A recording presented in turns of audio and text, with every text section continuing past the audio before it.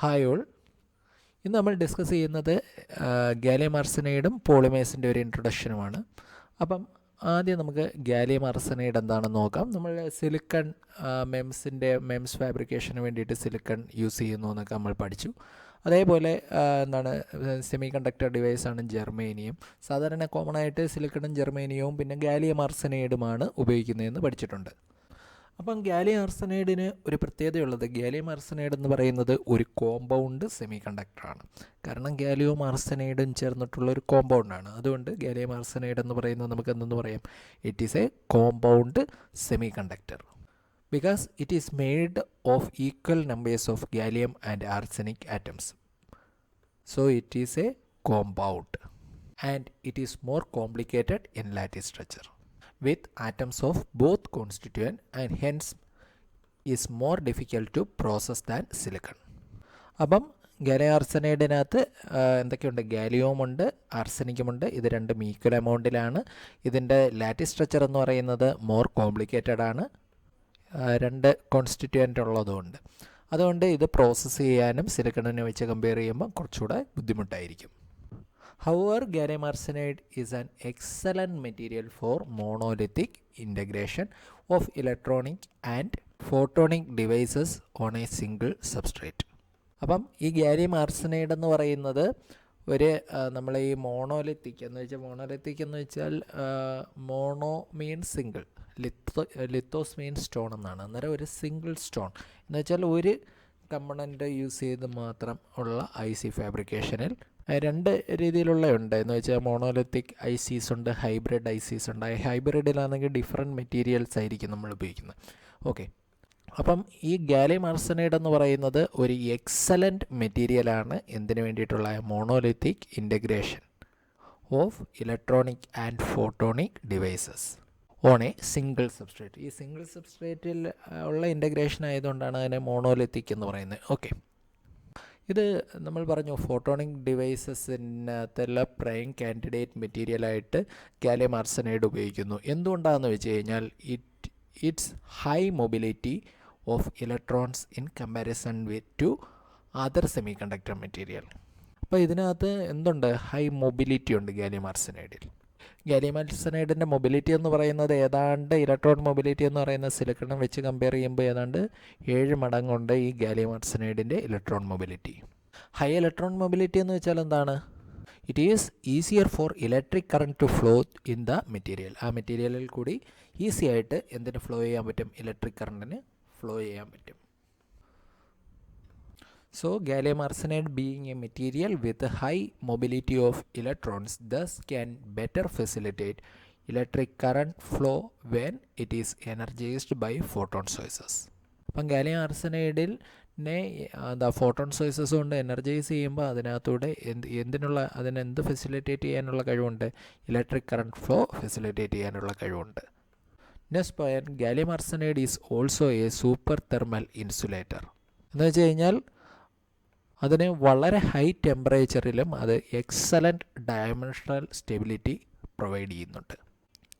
ഈ മെറ്റീരിയലിൻ്റെ ഒരു നെഗറ്റീവ് ആസ്പെക്റ്റ് നോക്കിക്കഴിഞ്ഞാൽ ഇതിൻ്റെ ലോ ഈൽഡ് സ്ട്രെങ്ത് ആണ്. It's yield strength at 2700 megapascal is only 1/3 that of the silicon. സിലിക്കണിൻ്റെ ആയിട്ട് കമ്പയർ ചെയ്യുമ്പോൾ വളരെ കുറവാണ് ഇതിൻ്റെ ഈൽഡ് സ്ട്രെങ്ത് എന്ന് പറയുന്നത്. അതുകൊണ്ട് ഈ മൈക്രോ സിസ്റ്റത്തിലൊക്കെ ഈ ഗാലിയം ആർസനൈഡ് അങ്ങനെ വലുതായിട്ട് യൂസ് ചെയ്യുന്നില്ല.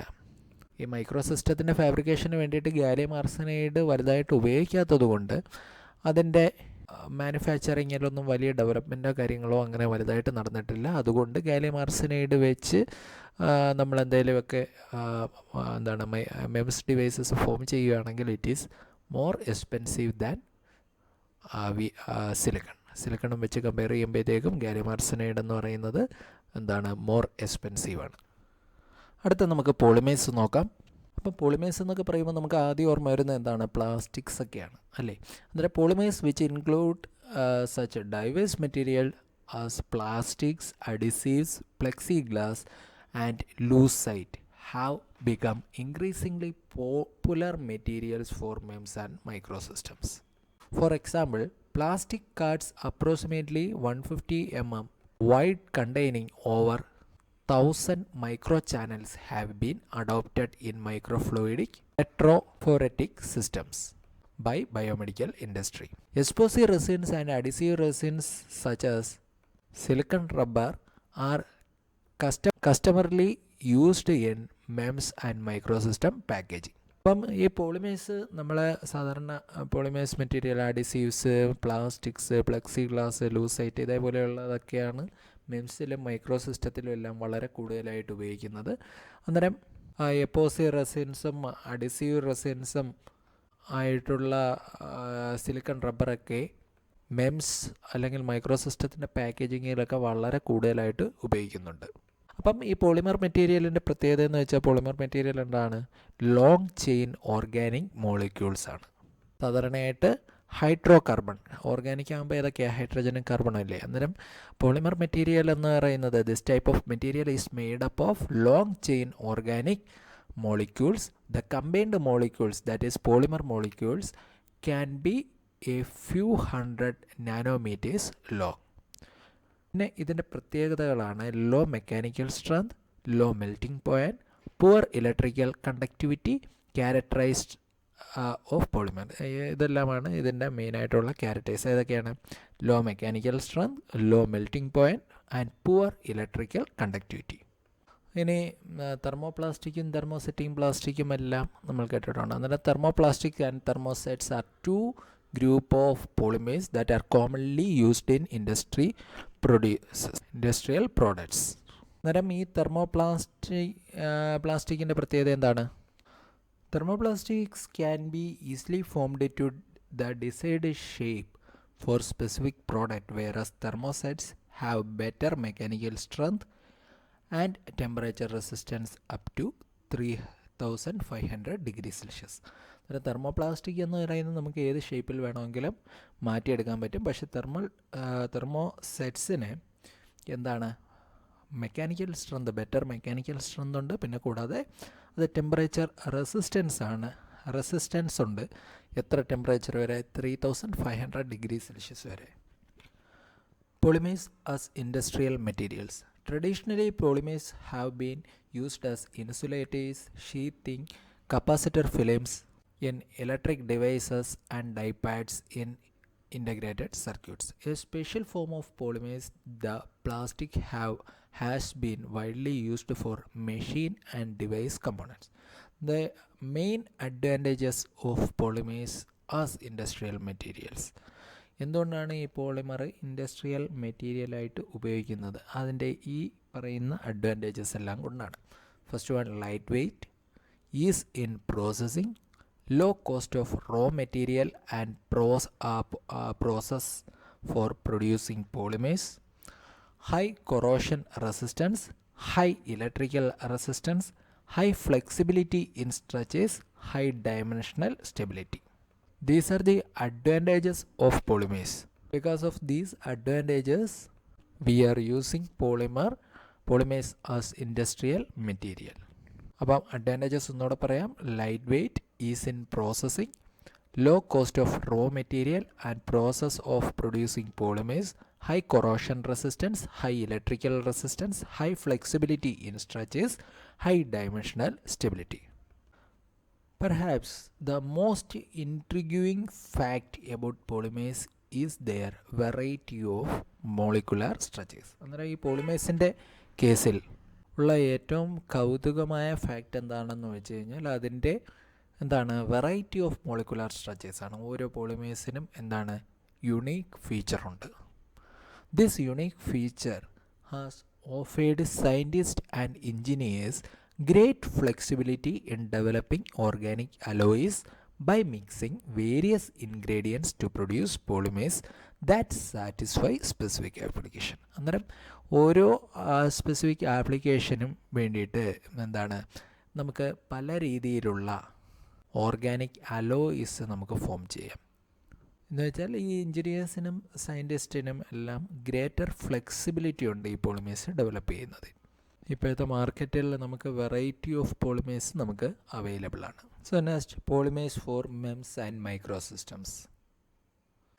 സോ നമ്മുടെ മെംസിലും മൈക്രോ സിസ്റ്റത്തിലും എല്ലാം പോളിമേഴ്സ് വളരെ ഇമ്പോർട്ടൻ്റ് ആണ്.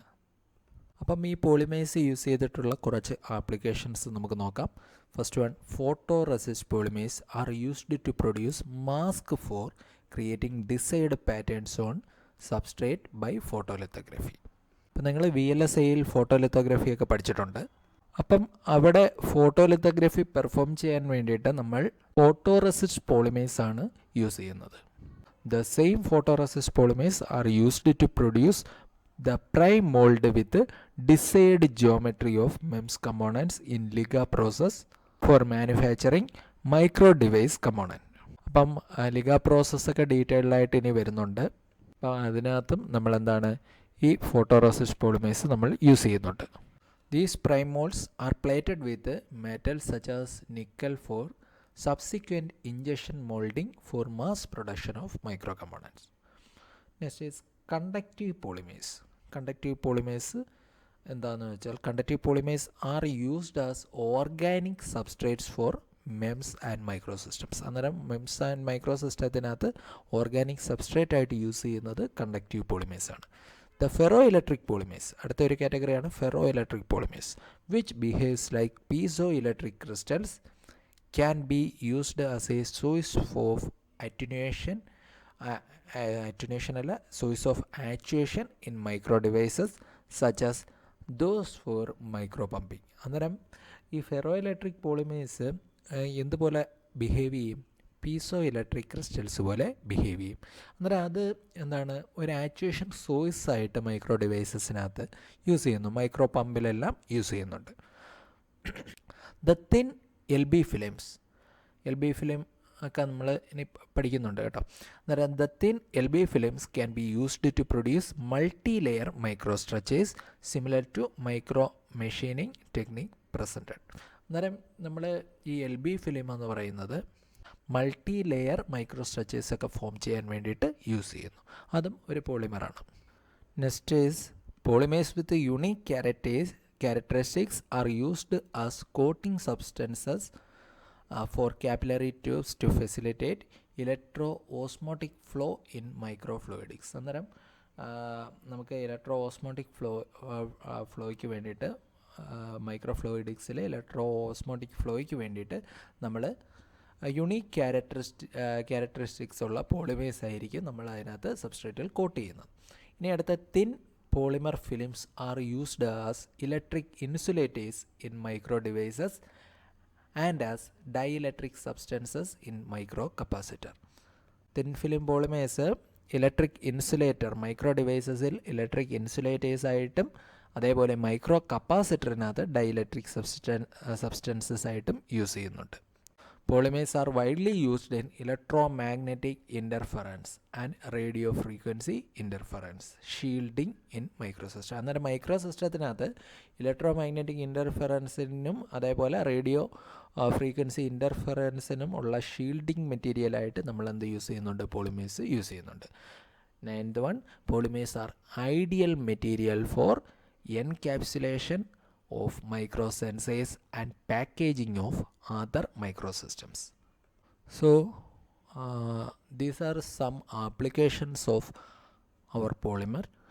So due to these wide applications, polymers have become increasingly important materials for MEMS and microsystems.